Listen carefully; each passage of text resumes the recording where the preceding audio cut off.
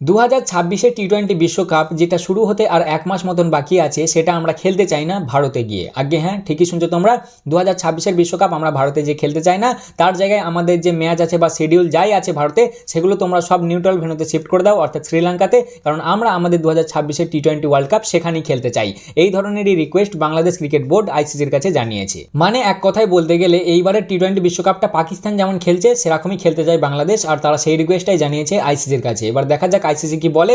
তবে আমার মতে বলে ভাই এটা করা একটু তো চাপ আছে। এবার জানি কিছু লোক এসে বলবে কেন খালি ভারতে কি নিউট্রাল ভেন্যুতে খেলতে পারে আর কেউ পারে না?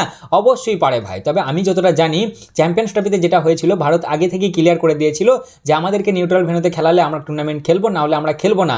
আর তারা 6 মাস আগে থেকেই জানিয়ে দিয়েছিল যে আমাদেরকে নিউট্রাল ভেন্যু দিতে হবে। কিন্তু বাংলাদেশ বর্তমানে যখন রিকোয়েস্টটা করছে তখন টুর্নামেন্ট শুরু হতে আর মাত্র 1 মাস বাকি আছে। টুর্নামেন্টের অলরেডি শিডিউল অ্যানাউন্স হয়ে গেছে, গ্রাউন্ড ঠিক হয়ে গেছে, দিনে 3টে করে ম্যাচ হবে, সব কিছু ঠিক হয়ে গেছে। এখন একটু পাল্টানো চাপের ব্যাপার আছে।